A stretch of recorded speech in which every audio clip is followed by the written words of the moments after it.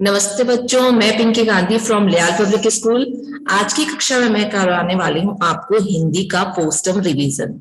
एक बार हम फिर से देख लेते हैं कि हिंदी के पोस्ट टर्म रिवीजन में हमारा सिलेबस क्या क्या है। जिसमें हिंदी 1 में हमारे चैप्टर आने वाले हैं पार्ट 6 नहीं सूरज से कहता कोई, पार्ट 7 गिलहरी और कौवा। उसी के साथ में हमें हिंदी व्याकरण में करना है सर्वनाम वाला चैप्टर पार्ट 7 और शब्द भंडार में हम करेंगे लिंग, वचन, विलोम और प्रार्थना पत्र, बीमारी के लिए अवकाश हेतु। पहले हम हिंदी 1 का रिवीजन कर लेते हैं, उसके बाद हम हिंदी 2 का रिवीजन कर लेंगे ताकि आप पोस्ट टर्म एग्जाम बहुत अच्छे से कर पाओ। जैसे कि बुक एक्सरसाइज में हमने देखा था, सबसे पहले हमने पार्ट 6 में किया है श्रुतलेख को, जो हम कॉपी पार्ट में भी करते हैं। सूर्य, फैलाओ, चांद, खबरदार, अंदर, जलधार, भैया, अम्मा, खिलौने। उसके बाद है हमारे मौखिक प्रश्न। प्रश्न 1 है नीचे दिए गए प्रश्नों के उत्तर देने हैं हमें। क में हमें लिखना है सूर्य क्या फैलाता है। उत्तर में हम लिखेंगे सूर्य धूप फैलाता है। ख चंदा की दूधिया रोशनी को क्या कहते हैं। उत्तर में हम लिखेंगे चंदा की दूधिया रोशनी को चांदनी कहते हैं। क्या कहते हैं? चांदनी कहते हैं। ग हवा से कोई भी क्या नहीं कह पाता। क्या नहीं कह पाता? कि खबरदार जो तुम अंदर आइए। कोई भी उसको नहीं कह सकता, वो अपनी मर्जी से आती है और चली जाती है। घ छोटे बच्चे को सारे घर से किस बात की शिकायत है। क्या शिकायत है छोटे बच्चे को कि सारा घर क्या कहता है उसे। छोटे बच्चे को सारे घर से शिकायत है कि जब उसको ही क्यों नहीं, सब उसको ही क्यों रोक टोक लगाते हैं, क्यों उसको हर एक काम करने से मना करते हैं।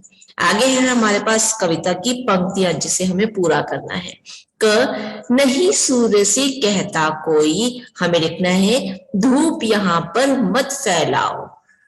आगे है कोई नहीं चांद से कहता उठा चांदनी को ले जाओ। आगे ख है फिर क्यों हमसे भैया कहते, यहां न आओ भागो जाओ।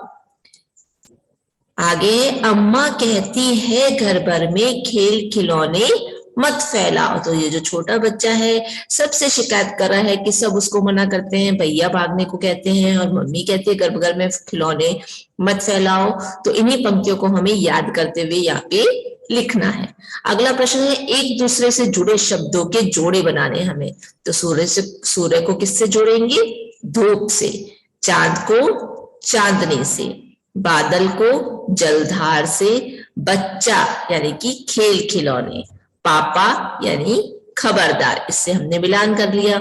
अगला प्रश्न है हमारे पास एक शब्द और वाक्य, फिर है 2-3 वाक्य जिसे हम कॉपी पार्ट में समझेंगे। आगे बढ़ते हैं हम भाषा और व्याकरण की ओर। इसमें एक अनजानी सी बात भी हमें बताई थी, केवल मनुष्य ही नहीं पशु पक्षी भी सही बातें सिखाने के लिए अपने बच्चों के साथ रोक टोक करते हैं। माता पिता चाहे इंसान के हों, चाहे जानवर के हों, चाहे पशु पक्षी के हों, सब अपने बच्चे को अच्छा और बुरा समझाते हैं। प्रश्न 1 दे रखा है हमें भाषा और व्याकरण में चित्रों के आगे समान अर्थ देने वाले 2-2 शब्द हमें यहाँ पे लिखने हैं। जैसे सूरज का दे रखा है यहाँ पे सूरज और सूर्य, दोनों का मतलब तो यहाँ सूरज से ही है ना। आगे दे रखा है चित्र हमें चांद का, तो हम एक शब्द लिख देंगे यहाँ पे चांद और दूसरा लिखेंगे चंद्रमा। ये समान अर्थ देने वाले हो गए। फिर है हमारे पास बादल और जलधर, और उसके बाद अगला चित्र है हमारे पास घर मकान। 2 शब्द हमने यहाँ पे लिख दिए हैं। आगे है प्रश्न 2, बताइए कि इनको और क्या कहा जाता है। मम्मी को कहेंगे माँ, हवा को कहेंगे वायु, पापा को कहेंगे पिताजी और जल को कहेंगे पानी। इसी तरह अगला प्रश्न है कविता में आए चंद्रबिंदु वाले शब्दों को छांट कर लिखना है। जो भी हमें चंद्रबिंदु वाले शब्द मिल रहे हैं कविता में, उनको हमें छांट कर यहाँ लिखना है। जैसे हमें मिला है चांद, चांदनी, यहाँ, डाट। ओके, आगे बढ़ते हैं हम अगले प्रश्न पर। अगला प्रश्न है बताइए कि इनमें से कौन से शब्द नाम वाले हैं और कौन से शब्द काम वाले हैं। जो नाम वाले हैं उनको हम अलग कर देंगे और जो काम वाले हैं उनको हम अलग कर देंगे। पहले हम नाम वाले शब्दों को लिखते हैं। नाम वाले शब्द है यहाँ पे बच्चा, सूर्य, चांदनी, अम्मा, ये हो गए नाम वाले शब्द। उसके बाद हम लिखेंगे काम वाले शब्द। काम वाले शब्द में है जाओ, भागो, उठाओ, फैलाओ। आगे बढ़ते हैं हम। एक समान लय या तुक वाले शब्द, उनको हम तुकांत शब्द कहते हैं, जैसे फैलाओ, जाओ, जाओ, फैलाओ। तो दोनों क्या है, समान लय वाले, समान तुक वाले शब्द हैं। आई, बरसाई, आए, बताए। अगला प्रश्न है, नीचे दिए गए शब्दों के समान लय वाले दो दो शब्द हमें यहाँ लिखने हैं। एक शब्द हमें दे दिया, उसके अनुसार ही उसकी ही लय वाले शब्द हमें दो और लिखने हैं, जैसे आया, पाया, गया। सब में याया लगाकर हमने समान लय वाले शब्द बना दिए। उसके बाद है बताना। बताना से हम शब्द बनाएंगे सताना, जताना। कहना, कहना से हम शब्द बनाएंगे रहना, पहना। जाएंगे, जाएंगे से हम शब्द बनाएंगे पाएंगे, नहाएंगे। ओके, ये हो गए हमारे समान लय वाले शब्द। आगे बढ़ते हैं हम इसकी कॉपी पार्ट की ओर। पार्ट 6 में, कॉपी पार्ट में हमने सबसे पहले किए हैं श्रुतलेख, सूर्य, फैलाओ, चांद, खबरदार, अंदर, जलधार, भैया, अम्मा, खिलौने, आको, चांदनी, अम्मा और डांट। ये प्रश्न 1 हमने किया है। सभी शब्दों को हमें याद करके लिखना है ताकि हमारी गलती बिल्कुल भी नहीं हो। अगला प्रश्न है हमारे पास प्रश्न 2 शब्दार्थ का, जिसमें है सूर्य, सूर्य का हो जाएगा सूरज, खबरदार, सावधान, जलधार, जल की धारा, डांट यानी कि जोर की आवाज में किसी से कुछ कहना। ये हो गया बच्चों प्रश्न 2 शब्दार्थ। आगे है हमारे पास प्रश्न 3, कविता की पंक्तियों को पूरा करना है, जिसमें हमने बुक एक्सरसाइज में भी किया था। नहीं सूर्य से कहता कोई, धूप यहाँ पर मत फैलाओ। नहीं कोई नहीं चांद से कहता, उठा चांदनी को ले जाओ। फिर क्यों हमसे भैया कहते, यहाँ न आओ भागो जाओ। अम्मा कहती है घर भर में खेल खिलौने मत फैलाओ। इस कविता को आपको याद कर लेना है। जब आप याद कर लोगे ना तो आपको पंक्तियां लिखने में बहुत आसानी रहेगी, है ना। आगे बढ़ते हैं हम नेक्स्ट प्रश्न पर। अगला प्रश्न है हमारे पास, एक दूसरे से जुड़े शब्दों के जोड़े बनाने हैं हमें। सूर्य को हमने मिलाया है धूप से, चांद, चांदनी, बादल, खेल खिलौने, बच्चा, जलधार, पापा, खबरदार। आगे बढ़ते हैं हम अगले प्रश्न की ओर। अगला प्रश्न है हमारा सही व गलत का। अब आपको वाक्य के अनुसार सही और गलत के निशान लगाने हैं। जैसे देखा है, सूर्य की रोशनी से हमें धूप मिलती है। क्या ये सही है? धूप हमें कौन देता है? सूरज ही देता है। तो ये वाक्य एकदम सही है, इसलिए हमने सही का निशान लगा दिया। अगला है, बादलों से जल की धारा बरसाई जाती है। ये वाक्य एकदम सही है। अगला है, हमारे बड़े लोग हमें गलत सीख देते हैं। क्या देते हैं? हमसे जो भी बड़े हैं वो हमें गलत कार्य करने के लिए नहीं सिखाते ना, तो ये वाक्य क्या है? गलत है। बच्चों को घर भर में खेल खिलौने फैलाने चाहिए। क्या ये वाक्य सही है? खेल खिलौने बिखरा के रखने चाहिए? नहीं, ये वाक्य एकदम गलत है, इसीलिए हमने इसके आगे गलत का निशान लगा लिया। चंदा से हमें चांदनी प्राप्त होती है। ये वाक्य एकदम सही है। चांदनी देने का काम कौन करता है? चांद करता है। तो ये वाक्य सही है, इसीलिए हमने सही का निशान लगा दिया है। अगला प्रश्न है हमारे पास, वाक्य बनाओ। एक शब्द दे दिया जाता है, उस एक शब्द से हमें वाक्य बनाना होता है और उस वाक्य में शब्द का प्रयोग भी हो जाता है। जैसे सबसे पहले हमें दे रखा है सूर्य। सूर्य से हम वाक्य बनाएंगे, हमें सूर्य से रोशनी मिलती है। फिर है अगला शब्द हमारे पास खिलौने। खिलौने से हम वाक्य बनाएंगे, बच्चों को खिलौने बहुत अच्छे लगते हैं। अगला शब्द है हमारे पास जलधार। जलधार से हम वाक्य बनाएंगे, बादलों से जलधार बहती है। अगला शब्द है हमारे पास चांदनी। चांदनी से हम वाक्य बनाएंगे, चांद से हमें चांदनी मिलती है। ये हो गए बच्चों हमारे वाक्य बनाओ। आगे बढ़ते हैं हम प्रश्न उत्तर की ओर, जिसमें पहला प्रश्न है हमारा, सूर्य व चांद से कोई क्या नहीं कहता है। उत्तर में हम देखेंगे सूरज से कोई ये नहीं कहता कि धूप यहाँ पे मत फैलाओ, और चांद से कोई ये नहीं कहता कि चांदनी को उठा के ले जाओ। तो क्या नहीं कहता, सूरज को धूप फैलाने से कोई मना नहीं करता, और चांद जब अपनी चांदनी फैलाता है तो उसको भी कोई ये नहीं कहता कि अपनी चांदनी को यहाँ से उठाकर ले जाओ। अगला प्रश्न है हमारे पास, हवा और बादल क्या क्या करते हैं? उत्तर में हमें लिखना है हवा सबको गर्मी से बचाती है तथा बादल जलधारा बरसाते हैं। उसके बाद अगला प्रश्न है, बड़े भैया छोटे भैया से क्या कहते हैं? उत्तर में हमें लिखना है बड़े भैया छोटे भैया से कहते हैं कि यहाँ पर मत आओ, बाहर जाकर खेलो।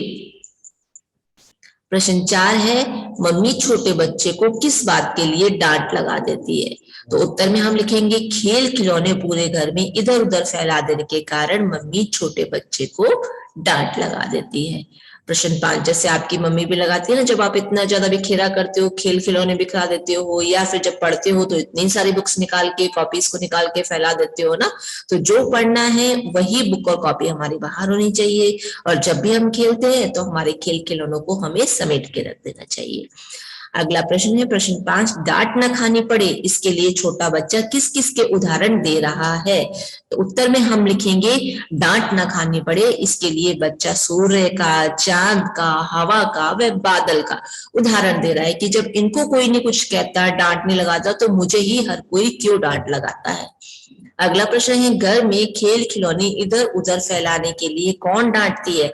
आपकी राय में इसका थोड़ा डांटना सही है या गलत? उत्तर में है खेल खिलौने में, घर में खेल खिलौने फैलाने के लिए मम्मी डांटती है।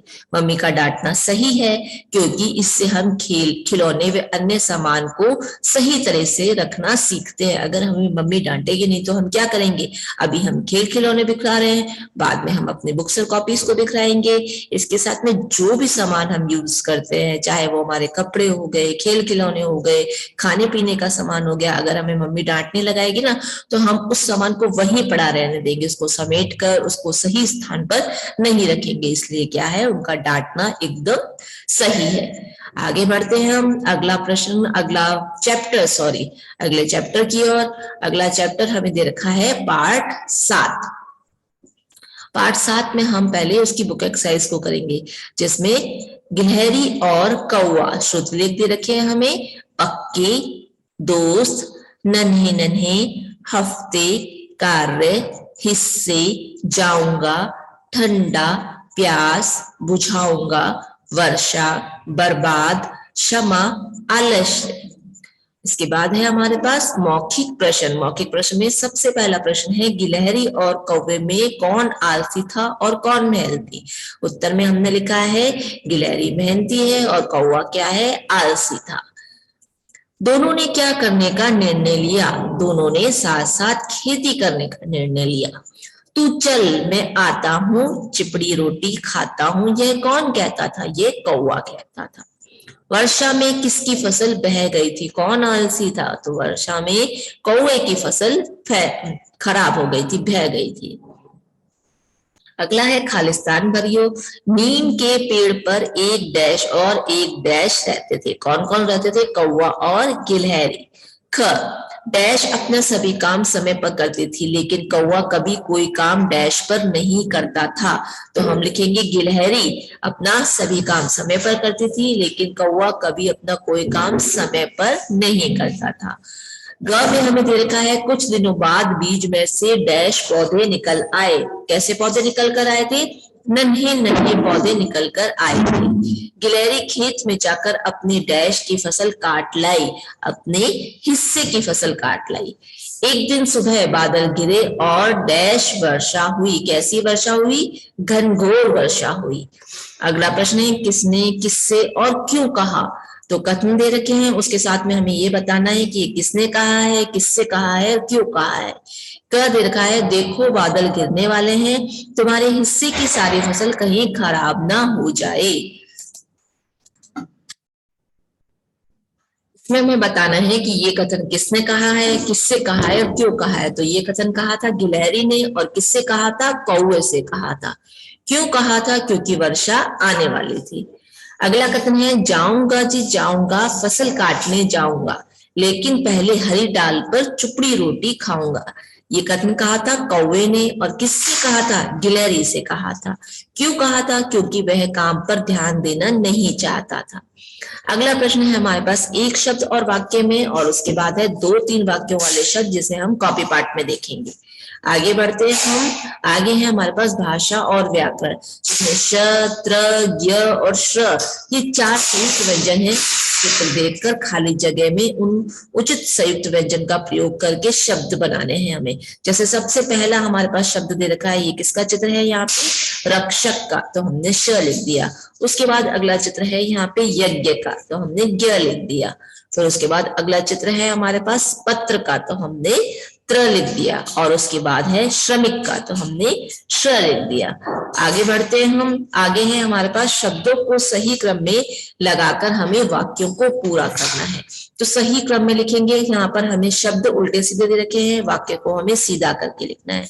सबसे पहला शब्द है हमारे पास यहाँ पर बाजार से खरीद कर लाऊंगा मैं कुछ पुस्तकें। तो इन सारे शब्दों को ठीक करते हुए हम वाक्य बनाएंगे, मैं कुछ पुस्तकें बाजार से खरीद कर लाऊंगा। आगे है छुट्टी रहती है रविवार को, तो हम इसको सही क्रम में लिखेंगे, रविवार को छुट्टी रहती है, पूर्ण विराम। अगला है हमारे पास आलस्य करना नहीं चाहिए हमें, इसे सही क्रम में लिखेंगे हम, हमें आलस्य नहीं करना चाहिए। खेलते हैं मैदान में बच्चे, इसको हम सही क्रम में लिखेंगे, बच्चे मैदान में खेलते हैं। उसके बाद हमें उचित पूर्ण विराम लगाना है। इस बार भी गिलहरी खेत में उसकी प्रतीक्षा करती रही, अल्प विराम, किंतु कौवा नहीं आया, पूर्ण विराम। कुछ दिनों बाद बीज में से नन्हे नन्हे पौधे निकल आए और कुछ हफ्ते बाद वे बड़े भी हो गए, पूर्ण विराम। अब उनके बीच में उगी घास की निराई करनी थी, पूर्ण विराम। गिलहरी ने कौवे से फिर कहा, अल्प विराम। उसके बाद हम उद्धरण चिन्ह का प्रयोग करते हुए लिखेंगे, कौवे भाई हमें फसल की निराई करनी है, पूर्ण विराम। आओ खेत पर चले, पूर्ण विराम लगाते हुए हम उद्धरण चिन्ह को यहाँ पर बंद कर देंगे। आगे हमारे पास इसी अध्याय का कॉपी पार्ट, जिसमें सबसे पहला प्रश्न है हमारे पास श्रुतलेख का, पक्के, दोस्त, नन्हे नन्हे, हफ्ते, कार्य, हिस्से, जाऊंगा, ठंडा, प्यास और बुझाऊंगा, वर्षा, बर्बाद, क्षमा, आलस्य। ये हो गया बच्चों प्रश्न 1। आगे बढ़ते हैं हम प्रश्न 2 में। प्रश्न 2 है हमारे पास शब्दार्थ, जिसमें है घनघोर यानी कि बहुत तेज, वर्षा, बारिश, बर्बाद, नष्ट, क्षमा, माफ, प्रण, निश्चय। आगे बढ़ते हैं हम। अगला प्रश्न है हमारे पास सही शब्द से खाली जगह भरनी है। नीम के पेड़ पर एक डैश और एक डैश रहते थे। कौन कौन रहते थे? गिलहरी और कौवा। अगला है डैश अपना सभी काम समय पर करती थी, तो डैश में हम लिखेंगे गिलहरी, लेकिन कौवा कभी कोई काम डैश पर नहीं करता था, यहां लिखेंगे हम समय। कुछ दिनों बाद बीज में से डैश पौधे निकल आए, क्या लिखेंगे यहाँ पे? नन्हे नन्हे। गिलहरी खेत में जाकर अपने डैश की फसल काट लाई, लिखेंगे यहाँ पे हिस्से। कुछ दिन सुबह बादल गिरे और डैश वर्षा हुई, कैसी वर्षा हुई? घनघोर वर्षा हुई। आगे लिखेंगे हम सही और गलत में। आम के पेड़ पर एक गिलहरी और एक कौवा रहते थे, तो ये वाक्य क्या है? एकदम गलत है। आम का पेड़ नहीं था ना, नीम का पेड़ था। गिलहरी बहुत परिश्रमी थी, ये वाक्य क्या है? सही है। कौवा भी बहुत मेहनती था, ये वाक्य क्या है? गलत है। कौवा गिलहरी के काम में मदद करता था, तो ये वाक्य क्या है? गलत है, जबकि वो बिल्कुल भी मदद नहीं करता था। कौवे की सारी फसल बर्बाद हो गई थी, होनी ही थी, क्यों? क्योंकि वो बहुत आलसी था, तो ये वाक्य क्या है? एकदम सही है। आगे बढ़ते हम किसने किससे कहा।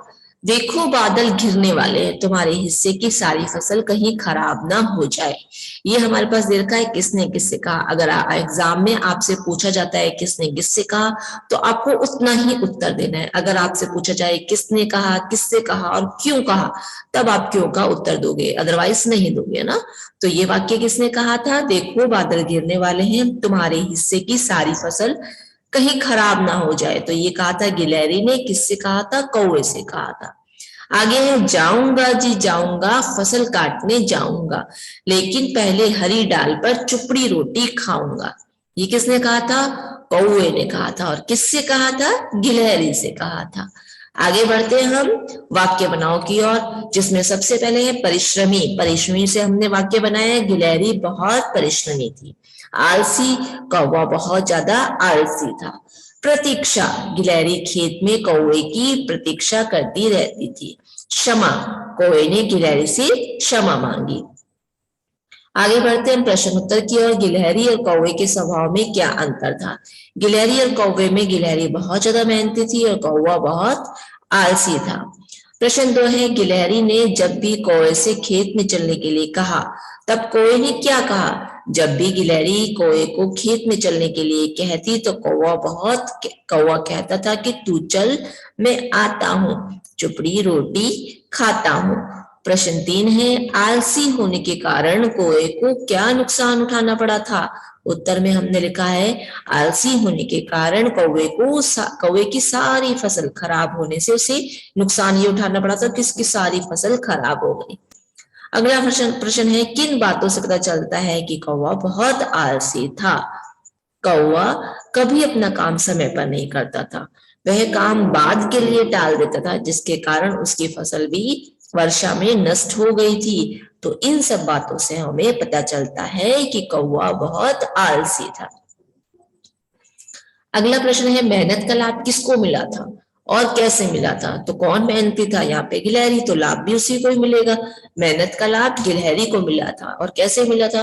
क्योंकि वह खेतों में जाकर परिश्रम करती थी, इस कारण उसकी फसल भी अच्छी होती थी। प्रश्न 6 है, अंत में कौवे ने गिलहरी से क्षमा क्यों मांगी? उत्तर में हम लिखेंगे, अंत में कौवे को यह समझ आ गया था कि उसने आलस करके अपना ही नुकसान किया है। गिलहरी के बुलाने के बाद भी वह खेत नहीं गया था, यही कारण था कि वह पछताया और उसने गिलहरी से क्षमा मांगी। आगे बढ़ते हैं हम। आगे है हमारे पास हिंदी व्याकरण। हिंदी व्याकरण में हमने अध्याय किया है सर्वनाम का, जिसकी बुक एक्सरसाइज में हमने किया था। एक बार मैं आपको बता दूं कि सर्वनाम किसे कहते हैं? संज्ञा के स्थान पर काम आने वाले शब्दों को सर्वनाम कहते हैं। जिसमें सबसे पहला प्रश्न है हमारे पास, विद्यालय जा रहा हूं, तो हम लिखेंगे मैं विद्यालय जा रहा हूं।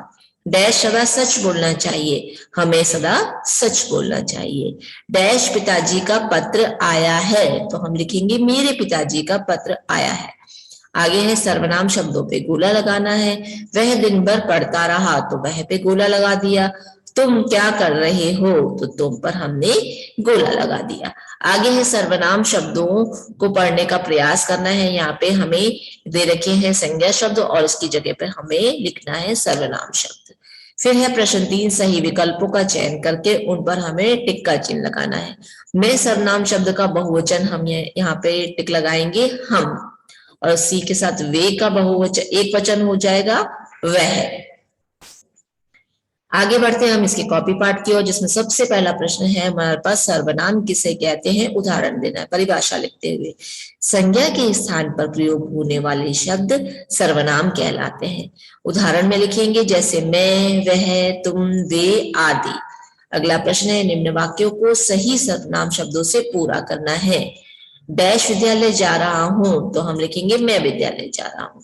डैश सदा सच बोलना चाहिए, तो हम लिखेंगे हमें सदा सच बोलना चाहिए। डैश पिताजी का पत्र आया है, तो हम लिखेंगे मेरे पिताजी का पत्र आया है। डैश दिन भर पढ़ता रहा, तो हम लिखेंगे वह दिन भर पढ़ता रहा। डैश पुस्तकें पढ़ना अच्छा लगता है, तो हम लिखेंगे उसे पुस्तकें पढ़ना अच्छा लगता है। आगे है हमारे पास लिंग बदलो, जिसमें हम लिखेंगे स्त्रीलिंग और पुल्लिंग। ये हो गए हमारे पास पुल्लिंग वाले शब्द, और यहाँ लिखेंगे हम उसके स्त्रीलिंग वाले शब्द। मीठा, मीठी, नौकर, नौकरानी, पति, पत्नी, सांप, सापिन, बिलाव, बिल्ली, नायक, नायिका, अध्यापक, अध्यापिका, मौसा, मौसी, भतीजा, भतीजी, श्रीमान, श्रीमती, पतला, पतली, बूढ़ा, बुढ़िया, माली, मालिन, धोबी, धोबिन, घोड़ा स्त्रीलिंग हो जाएगा घोड़ी। ये है बेटा यहाँ पर सारे स्त्रीलिंग के पुल्लिंग के स्त्रीलिंग शब्द। आगे हमें करना है एक वचन और बहुवचन। यहाँ पे लिखे हुए एक वचन, उसका हमें करना है बहुवचन मात्राओं का ध्यान रखते हुए। तितली, तितली का बहुवचन तितलियां। बकरी, बकरियां। नदी, नदियां। रोटी, रोटियां। सेना, सेनाएं। चश्मा, चश्मे। कील, कीले। सब्जी, सब्जियां। बात, बातें। किताब, किताबें। पेंसिल, पेंसिलें। माला, मालाएं। कथा, कथाएं। वस्तु, वस्तुएं। गुड़िया, गुड़ियाएं। ये हो गए बच्चों हमारे पास एक वचन बहुवचन। अब हम करेंगे विलोम शब्द, उल्टे अर्थ देने वाले शब्द। सुख, दुख। सही, गलत। प्रश्न, उत्तर। आना, जाना। अंधेरा, उजाला। खरीदना, बेचना। बाएं, दाएं। ताजा, बासी। धूप, छाया। शत्रु, मित्र।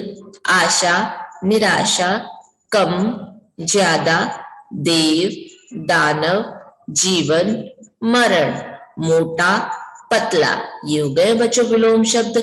आगे बढ़ते हैं हम प्रार्थना पत्र की ओर। बीमारी के कारण अवकाश हेतु अपने प्रधानाचार्य को प्रार्थना पत्र रखना है। तो आपको क्या ध्यान रखना है, आपको कहीं पर भी कोमा का प्रयोग नहीं करना है, ठीक है। पूर्ण विराम लगाओगे आप सिर्फ यहाँ पर, और आप क्या ध्यान रखोगे कि हर लाइन को आपको रेड लाइन से शुरू करना है। यहाँ पे मेरे पास स्पेस है, लेकिन मैं किसी भी बात को यहाँ इसके आगे नहीं लिखूंगी, है ना। सेवा में की जगह सेवा में ही लिखूंगी, श्रीमती प्रधानाचार्य को यहाँ नहीं डालूंगी, ठीक है। जो भी लाइन न्यू लाइन से स्टार्ट करनी है उसको न्यू लाइन से, नई लाइन से लिखेंगे।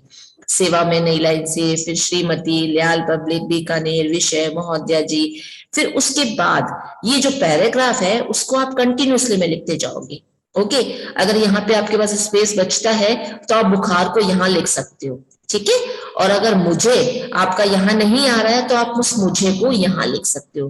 कंटिन्यूअसली में पैराग्राफ को चलाओगे, ठीक है। मेरी तरह ऐसे नहीं करना कि आपका मुझे यहाँ नहीं आ रहा है तो भी आप क्या करोगे, जबरदस्ती घुसेड़ने की कोशिश करोगे, या फिर आपके पास जगह है तो आप बुखार को यहाँ नहीं लिख रहे हो, ऐसा नहीं है, ठीक है। सविनय से लेके प्रदान करें, आप कंटिन्यूअसली लिखते जाओगे इस लाइनों को, ठीक है। पूर्ण विराम लगाओगे, उसके बाद नई लाइन पर आप लिखोगे धन्यवाद को। यहाँ स्पेस बचेगा तो यहाँ नहीं लिखोगे, नई लाइन पे ही लिखना है। और धन्यवाद के बाद में जो जगह बची हुई आप उसका भी प्रयोग नहीं करोगे, आपका आज्ञाकारी ये वाली नई लाइन से लिखोगे, ठीक है। जो लड़के हैं वो लिखेंगे आपका आज्ञाकारी शिष्य, और जो लड़कियां हैं वो लिखेंगी आपकी आज्ञाकारिणी शिष्या, ठीक है। और एक ही बात लिखनी है, अगर आप लड़का हो तो सिर्फ इतना ही लिखोगे, लड़की हो तो सिर्फ इतना ही लिखोगे, दोनों चीजें नहीं लिखोगे, ठीक है। और फिर लिखोगे अपना नाम, ठीक है, सीधा नाम लिखना है, फिर कक्षा और दिनांक। शुरू करते हैं प्रार्थना पत्र को। सेवा में श्रीमती प्रधानाचार्य जी। ल्याल, जो बच्चे प्रिपरेटरी के हैं वो लिखेंगे ल्याल प्रिपरेटरी स्कूल, और जो बच्चे पब्लिक के हैं वो लिखेंगे पब्लिक स्कूल, दोनों चीजें नहीं लिखनी है, ठीक है। Lyall public school, Lyall preparatory school, okay. आगे लिखेंगे बीकानेर, फिर लगाएंगे पूर्ण विराम। विषय लिखेंगे अवकाश के लिए प्रार्थना पत्र। महोदया जी, सविनय निवेदन है कि कल रात से मुझे बुखार है, पूर्ण विराम। डॉक्टर ने मुझे 3 दिन तक दवा लेने तथा आराम करने को कहा है, पूर्ण विराम। कृपया करके आप मुझे 3 दिन का अवकाश प्रदान करें, पूर्ण विराम। धन्यवाद, आपका आज्ञाकारी शिष्य या फिर आपकी आज्ञाकारिणी शिष्या। नाम लिखेंगे यहाँ पे अपना अपना, कक्षा 2 और दिनांक, जिस तारीख को भी आपका हिंदी का एग्जाम होगा वो तारीख आप यहाँ पे लिख दोगे, ओके। ये हो गया बच्चों हमारे हिंदी का पोस्टम का revision. Best of luck all of you.